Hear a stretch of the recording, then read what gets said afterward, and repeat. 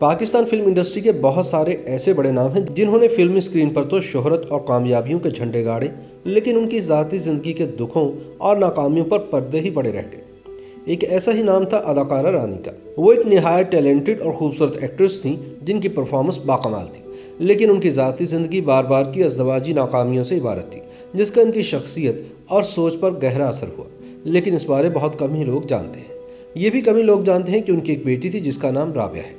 اب کئی برسوں بعد رابعہ نے اپنی والدہ رانی کی زندگی کے کچھ خفیہ گوشوں سے پردہ اٹھایا ہے اور اپنی ماں کے حوالے سے کچھ یادیں شیئر کی ہیں۔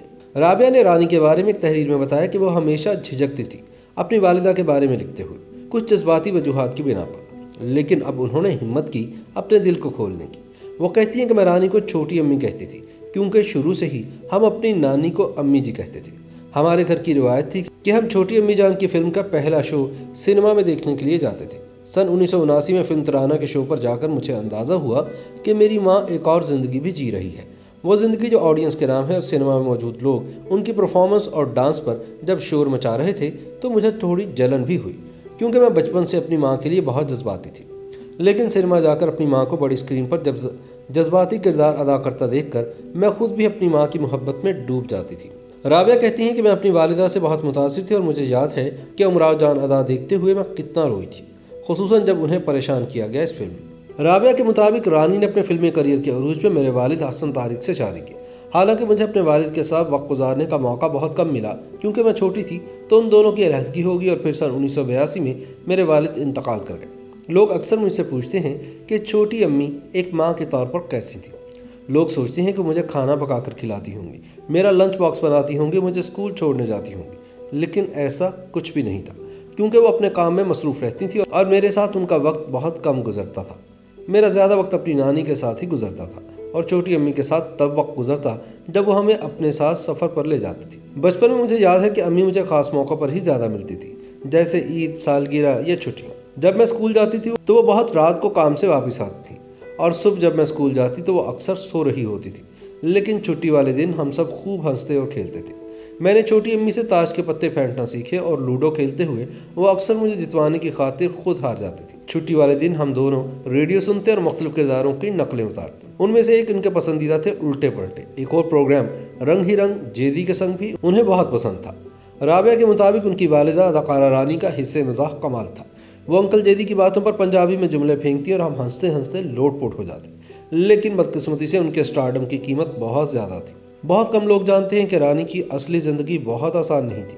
ایک طویل عرصے تک انہوں نے پھیپھڑوں کے کینسر سے جنگ لڑی، ان کی 3 شادیاں ٹوٹیں، وہ ڈپریشن کا شکار رہیں اور ان کی دماغی اور جذباتی حالت ایسی ہو گئی کہ ایک بار انہوں نے چلتی گاڑی سے کود کر خودکشی کی کوشش کی۔ رابعہ کہتی ہیں کہ میں اس وقت ان کے ساتھ تھی۔ اپنی والدہ کے بارے میں رابعہ مزید لکھتی ہیں، چھوٹی امی کا اتنی جلدی بچھڑ جانے کا دکھ آج بھی ان کے دل میں ایک زخم کی طرح موجود ہے، لیکن وہ آج بھی ان کی پہلی محبت ہے اور اسی زخمی دل میں بستی ہیں۔ یاد رہے کہ اداکارہ رانی 27 مئی سن 1993 کو کینسر کے علاج کے دوران کراچی میں وفات پا گئی تھی۔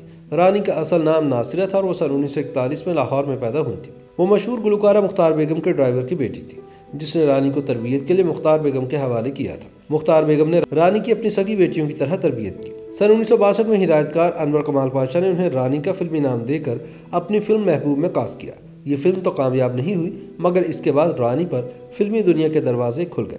ابتدا میں رانی کی تقریباً 2 درجن فلمیں ناکام ہوئی، مگر پھر کیفی کی پنجابی فلم چند مکھنا سپر ہٹ ثابت ہوئی اور یوں ان کی کامیابیوں کا سلسلہ شروع ہو گیا۔